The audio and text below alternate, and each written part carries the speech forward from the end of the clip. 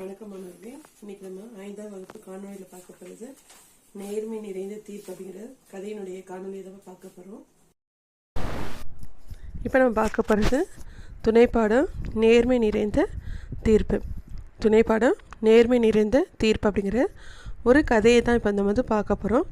கதை அப்படின்னு சொன்னாலே நம்ம எல்லாருக்கும் பிடித்தமான ஒன்று இல்லையா? கதை அப்படின்னு சொன்னாலே நம்ம எல்லாருக்குமே என்னது ரொம்ப பிடிக்கும். அதை பற்றி தான் இப்போ நம்ம பார்க்க போகிறோம். இந்த கதையில் நமக்கு என்ன கொடுத்துருக்காங்க அப்படின்னு சொன்னால், பல ஆண்டுகளுக்கு முன்னாடி பார்த்தோம்னா தென் பாண்டிய நாட்டை மங்கையர்க்கரசி அப்படிங்கிறவங்க என்ன பண்ணியிருக்காங்கன்னா ஆட்சி புரிந்து வந்திருக்காங்க. அவர் நீதி நேர்மையும் மிக்கவர். அவருக்கு ஒரு வழக்கு வருது. என்ன அப்படின்னா, ஒரு கிராம தலைவர் அரசிடம் வழக்கு கொண்டு வர்றாரு. அவரோட 4 பேரும் அரண்மனைக்கு வராங்க. என்ன அப்படின்னு சொல்லி கேட்டோம்னா, அந்த அரசிட்ட அதாவது 4 அரசி வணங்கி நிற்கிறாங்க. கிராம தலைவர் தன்னுடைய வழக்கை எடுத்து சொல்கிறார். என்ன அந்த வழக்கு அப்படின்னு சொல்லி பார்த்தோம்னா, செல்வந்தர் ஒருவர் என்ன பண்ணுறாருன்னா, அரிய சாதனை புரிகிறவருக்கு, அதாவது அந்த கிராமத்தில் அரிய சாதனை யாராவது செய்திருந்தாங்கன்னா அவங்களுக்கு பொற்கிலையும் ஒன்றையும் பொற்காசுகள் 100 பொற்காசுகள், 1 காசு 2 காசு இல்லை 100 பொற்காசுகள் பரிசாக தரதாக அறிவிச்சிருக்காரு. இது என்ன பண்ணுறாருன்னா, பஞ்சாயத்தாரிடம் கொடுத்துட்டு அந்த பொற்கிலியை யார் பெறாங்களோ அவங்களுக்கு இதை கொடுத்துருங்க அப்படின்னு சொல்கிறாரு. இவங்களுக்கு இடையில் பார்த்தோம்னா இந்த 4 போட்டி போடுறாங்க. யார்கிட்ட? இந்த பஞ்சாயத்து தலைவர். நாங்கள் தான் அரிய சாதனை படைச்சிருக்கோம், அதனால் எங்களுக்கு தான் இது கொடுக்கணும் அப்படின்னு சொல்லிட்டு ஊர் பஞ்சாயத்தில் பேசுகிறாங்க. தலைவரால் என்ன பண்ணுறதுன்னு தெரியல. அதனால் என்ன பண்ணுறாருன்னா, அந்த பரிசு தொகையை 4 பிரித்து கொடுக்கலான்னு பார்த்தா 4 என்ன பண்ணல மாட்டாங்க, ஒத்துக்க மாட்டாங்க. அதனால் யார்கிட்ட வராங்க அப்படின்னு சொல்லி பார்த்தோம்னா, அரசிட்ட இந்த வழக்கை கொண்டு வராரு. இந்த 4 அதுக்கு என்ன பண்ண மாட்டாங்க, ஏற்றுக்க மாட்டாங்க. யாராவது ஒருத்தருக்கு தான் கொடுக்கணும் அப்படின்னு சொல்லிட்டு அரசியை சொல்கிறாங்க. சரி, நீங்கள் 4 பேரும் சாதனை படைச்சிருக்கீங்க இல்லையா, இதை நான் பிரித்து கொடுக்குறேன் அப்படிங்கும்போது அதெல்லாம் முடியாது அப்படின்றாங்க. அப்போ அரசி 4 பார்த்து, சரி ஒவ்வொருத்தரும் உங்களுடைய சாதனை என்னன்னு சொல்லுங்கள் அப்படின்னு சொல்லிட்டு ஆணையிடுறாங்க. அப்போ முதல்ல வரவர் யாருன்னு பார்த்தா முருகேசன். இவர் என்ன பண்ணுறாரு அப்படின்னு சொன்னால், இவர் தன்னுடைய சாதனை சொல்ல தொடங்குறாரு.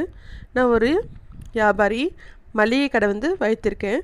வியாபாரத்தில் முழு கவனத்துடன் நான் ஈடுபட்டிருக்கேன். இப்போ நமக்கே தெரியும், மளிகை கடை வச்சுருக்காங்க அப்படின்னு சொன்னோம்னா வர போக இருப்பாங்க, ரொம்ப மக்கள் நெரிசல் இருக்கும். காலையிலேருந்து சாயந்தரம் வரைக்கும் என்ன பண்ணுவாங்க, மளிகை கடையில் ஏதாவது ஒன்று வாங்கிக்கிட்டு போயிட்டுருப்பாங்க. அப்போ மிகவும் கவனத்துடன் இருக்கும், இல்லைன்னா ஏமாந்துருவாங்க.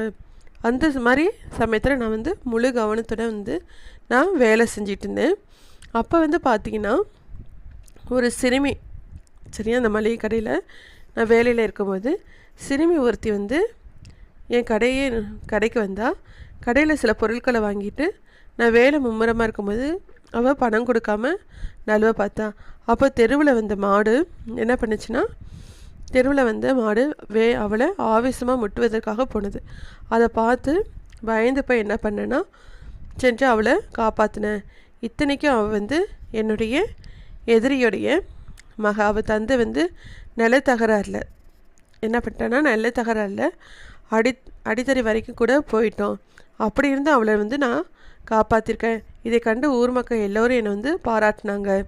அதனால் இந்த பொற்கிலையும் பகைவனுடைய மகளை நான் காப்பாற்றிருக்கேன். அதனால் இந்த பொற்கிலையும் இந்த பொற்காசும் எனக்கு தான் வேணும் அப்படின்னு சொல்லி அவர் சொல்கிறார்.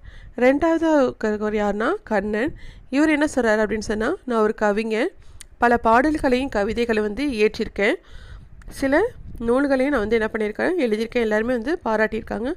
ஒரே இரவில் உலகமே வியக்கும்படியாக 100 செயல்களை கொண்ட ஆனந்த வாழ்வு. எத்தனை செயல்கள்னால் 100 செயல்களை கொண்ட ஆனந்த வாழ்வு அப்படிங்கிற காப்பியத்தை நான் படைச்சுள்ளேன். மக்கள் எல்லோரும் அதை விரும்பி படிக்கிறார்கள்.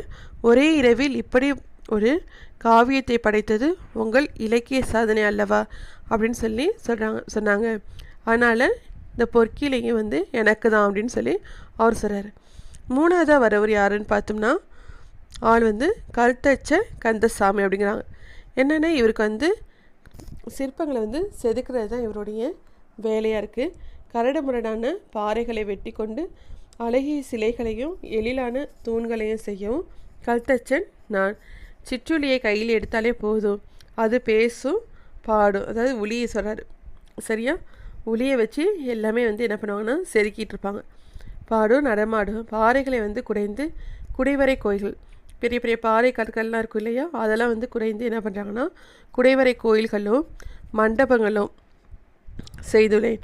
அதை வந்து என்ன பண்ணுறாருன்னா பாறைகள்லாம் குடைஞ்சி குடைவரை கோயில் குகைக்குள்ளே கோயில் இருக்க மாதிரி இருக்கும். அதே மாதிரி மண்டபங்கள் அதில் இருக்க தூண்கள்லாம் பார்க்குறதுக்கே ரொம்ப அழகாக இருக்கும். அதுதான் அவர் வந்து சொல்கிறார் இல்லையா. இது வந்து என்னுடைய அரிய சாதனை, இதில் என்னை வெல்ல எவருமே இல்லை, எனவே வந்து இந்த பொற்கிளி எனக்கே கொடுப்பது பொருத்தம் அப்படின்னு சொல்லி யார் சொல்கிறாருன்னா கல் தச்ச கந்தசாமி வந்து சொல்கிறாரு.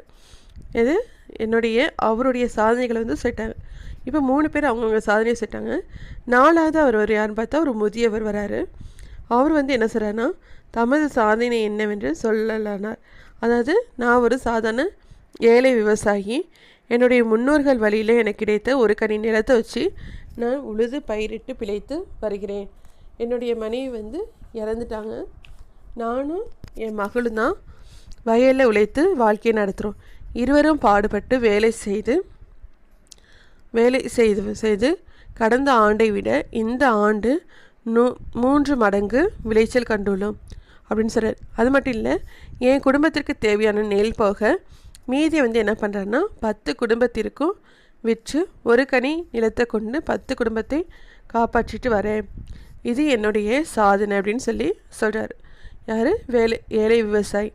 அவர் கொடுத்தது அவங்களுடைய முன்னோர்கள் கொடுத்த நிலத்தை வைத்து கொண்டு அவரும் அவருடைய மகளுமே என்ன பண்ணுறாங்கன்னா கஷ்டப்பட்டு விளைக்கிறாங்க. அதில் வந்து இந்த வருஷம் வந்து என்னென்னா 3 மடங்கு விளைச்சல் கடந்ததுனால 10 குடும்பத்துடைய பசியை போக்கணும் அப்படின்னு சொல்லி சொல்கிறாரு. கடைசியாக அரசியோடைய தீர்ப்பு சொல்கிறாங்க, நீங்கள் 3 விட இந்த ஏழை விவசாயி தான் வந்து சிறந்தவர். ஏன்னா நாட்டில் வந்து பசி பட்னி இருக்கக்கூடாது, மக்கள் வந்து எல்லோருமே வந்து சந்தோஷமாக இருக்கணும்னா அவங்க பசி இல்லாமல் வாழ்க்கையை நடத்தணும். அதுக்கு இந்த ஏழை விவசாயி தான் வந்து என்னது காரணமாக இருக்கார்.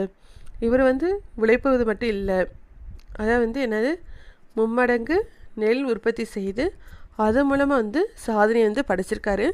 இவர் தான் வந்து உண்மையிலேயே மிகப்பெரிய சாதனை தான். எந்த அளவிற்கு பாடுபட்டு உழைத்திருந்தால் இந்த அளவுக்கு வந்து பலன் கிடச்சிருக்கும். அவரது உழைப்பாலும் மேலும் 10 குடும்பங்களை வந்து அவர் காப்பாற்றிட்டு வராங்க அப்படின்னு சொல்லி அவருடைய சாதனையை சொல்லிவிட்டு அவருக்கு என்ன பண்ணுறாங்கன்னா பொற்கிளியை வந்து கொடுக்க ஆணையிட்டாங்க. இதுதான் நேர்மை நிறைந்த தீர்ப்பு மங்கையர்க்கரசி அப்படின்னு சொல்கிறாங்க. இப்போ நம்ம அடுத்த பாடத்துடைய காணொலியை அடுத்த வகுப்பில் காணலாம். நன்றி மாணவர்களே.